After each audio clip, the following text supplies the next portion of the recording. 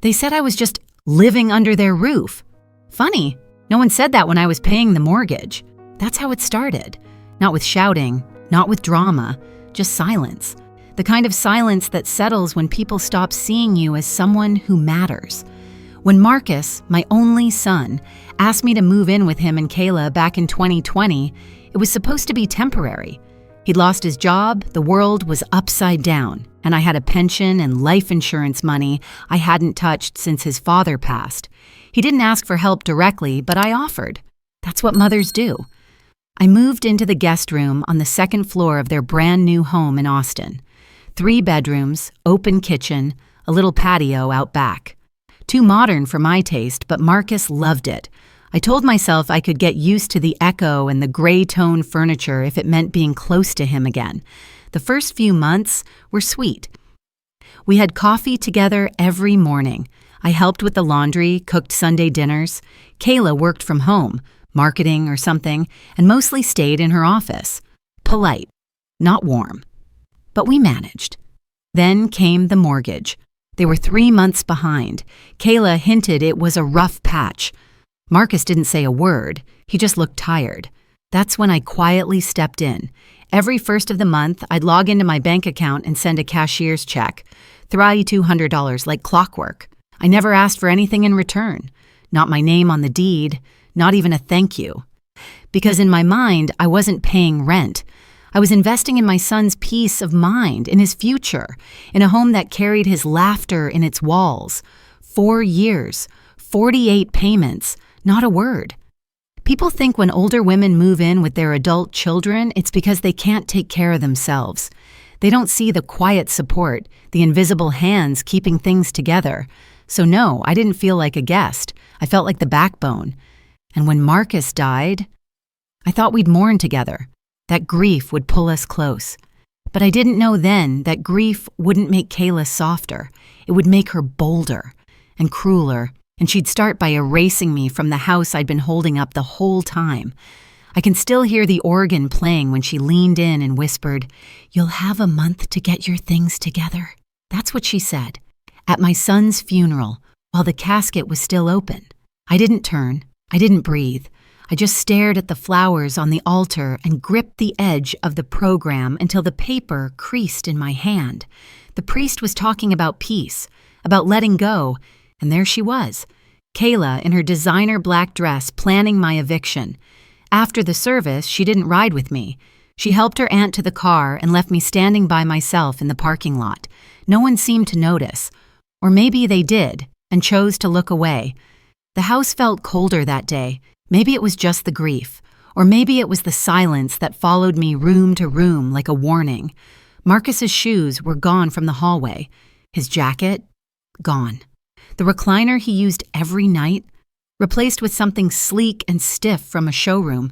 She moved fast. Later that week, I opened the pantry to find all my labeled food containers gone. Kayla stood by the sink, sipping tea, and said, "I figured we should start fresh." No warmth, no pause. That night, I walked past Marcus's office and saw her on a video call, laughing, full-on laughing, like she hadn't just buried her husband, like she'd already started a new chapter, and I was the last leftover from the old one. It's strange how betrayal doesn't always arrive with a bang. Sometimes it's just someone changing the locks while you're still wiping your tears. You ever have a moment like that, where you suddenly realized someone had made a decision about your life without asking you? Tell me in the comments. I'll be reading them tonight. The worst part wasn't the words. It was the ease. The way she slipped into this cold efficiency, like I was a piece of furniture she never liked.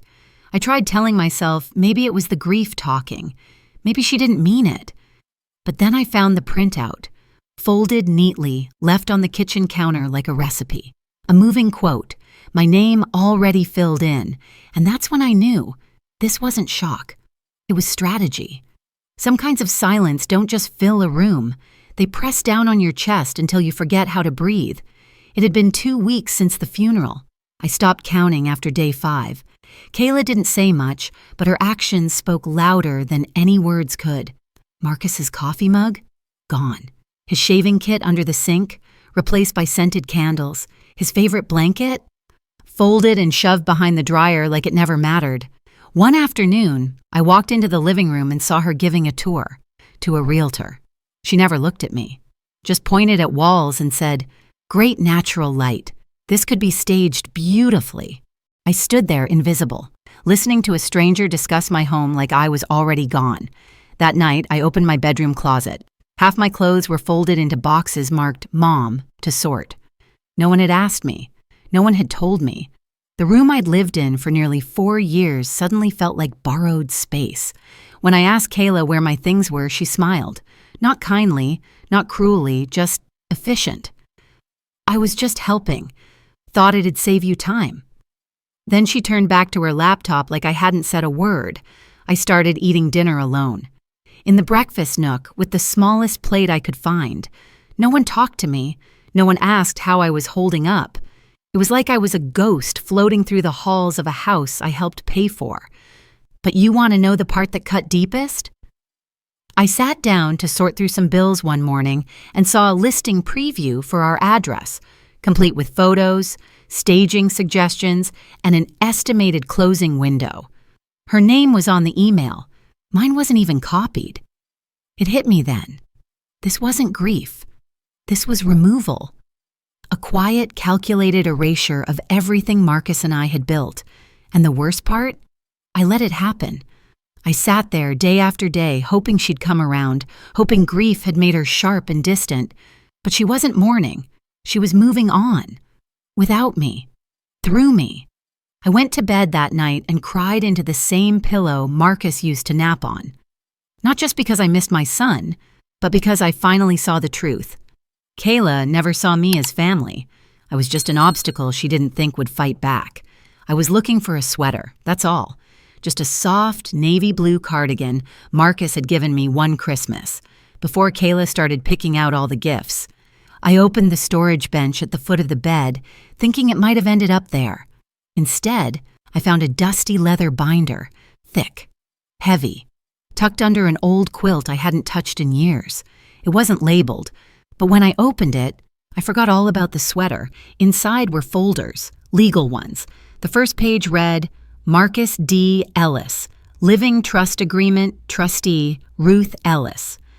I stared at the words like they were written in another language.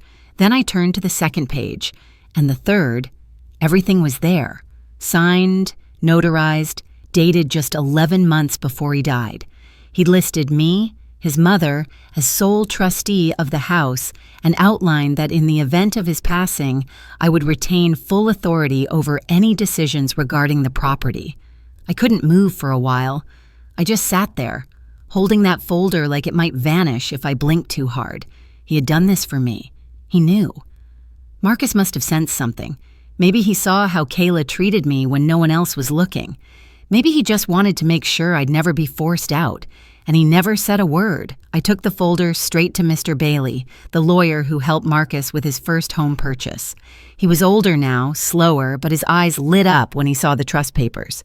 "This is ironclad," he said. "Your son protected you better than most sons I've seen." I swallowed hard. "You're telling me this means I can stay?" He smiled, warm but firm. "Not only can you stay, you're the only one with legal authority over that house now. Kayla has no rights unless you give them to her." Something cracked open in my chest. It wasn't joy. Not yet. It was space. Room to breathe again. I left his office feeling different. Not stronger, not yet, but steadier. Like the ground had stopped moving under my feet, and for the first time in weeks, I stood in the kitchen that night, not like a guest, not like a ghost, but like someone who still belonged. I didn't slam doors. I didn't scream. I just started documenting everything. Every polite email Kayla sent about how I should respect the new chapter. Every time she moved my things without asking. Every moment she mentioned putting the house on the market. I took screenshots. I printed them. I kept a log, dated and signed, because I wasn't just surviving anymore. I was preparing. I scheduled another meeting with Mr. Bailey. I handed him a folder thicker than the one I found under my quilt. Mortgage records, monthly transfers, my name on every check since day one. He looked at me over his glasses and said, "She's not just pushing boundaries, Ruth. She's pretending you never existed." I nodded. I know, but now I'm done pretending too. That afternoon, Kayla knocked on my door, something she hadn't done in weeks. She held 2 mugs of tea and a smile that didn't reach her eyes. I figured we could talk, clear the air. I took the mug, but didn't sip. Sure. She sat across from me and started with her script, how she was grieving, how hard it was being alone, how she needed space to heal. I listened, calm, still. When she finally paused, I asked, "Kayla, did you know Marcus left the house in a living trust?" Her face shifted, just barely, but I saw it. "No, I didn't know the details." I nodded. "I'm the trustee. I hold full authority." She blinked. "That can't be right. He would have told me." "He didn't, but he signed it, and it's legal." She sat back, the air going out of her. For a second, I almost felt sorry for her. But then I remembered the moving quotes, the realtor, the boxed-up memories she shoved into the garage. I stood. "I'm not leaving, Kayla. And you don't get to decide what happens next." She opened her mouth, probably to spin something, but I was already walking away. That night, I lit a candle and sat in Marcus's old reading chair, the one she said didn't match the aesthetic.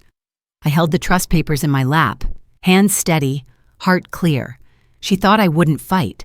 She was wrong. The morning she left, the house didn't feel quiet. It felt cleared, like someone had opened all the windows and let the weight out. Kayla didn't slam any doors. She didn't cry. She barely looked at me. She just hauled the last box into her car, closed the trunk, and paused on the porch, like she was waiting for me to say something. I didn't. She turned and said, "You think you've won?" I poured my coffee. "I didn't win anything, Kayla. I just stayed. That was enough." She scoffed, shook her head, and drove off without another word. I waited until I couldn't see her taillights before I let out the longest breath I'd held in months. No cheering, no revenge speech, just quiet. Clean, earned quiet. I spent the rest of the afternoon unpacking the last of my things from the boxes she'd labeled miscellaneous. There was nothing miscellaneous about them. Photos of Marcus as a kid, birthday cards, the recipe book his father used to keep in the garage when he grilled. I set a few things back where they belonged, put Marcus's chair by the window again, lit the candle he always said made the house smell like peace. And when I walked into the kitchen that evening and saw nothing had been moved, nothing boxed or bagged or reassigned, I smiled. Not because I'd kicked her out, but because for the first time in a long time, I didn't have to defend my place anymore. That's a different kind of peace, one you don't realize you've lost until you get it back. You ever been through something like that? Where someone tried to write you out of your own story, but you stayed? If you have, tell me in the comments. Someone else might need to hear it tonight. I made myself a cup of tea and sat at the dining table. The one she once told me felt too outdated for the house. I ran my hand along the wood grain, the little scratch Marcus made with his toy truck back in 1996. Still there. And that's the thing, isn't it? The people who belong in a house don't have to fight to be remembered. We're part of the walls, the dents, the warm corners. I didn't need to prove I belonged. I just had to outlast the one who never really did. And I did.